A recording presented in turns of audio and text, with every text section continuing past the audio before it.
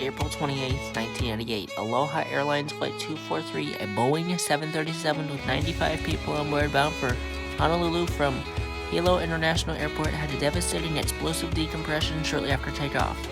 The roof covering the first-class cabin blew off shortly after takeoff at flight level 240, 24,000 feet over the ocean.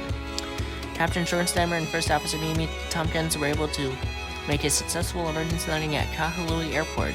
Of the 95 people on board, 94 survived. A flight attendant was sucked out of the airplane. Her body was never found.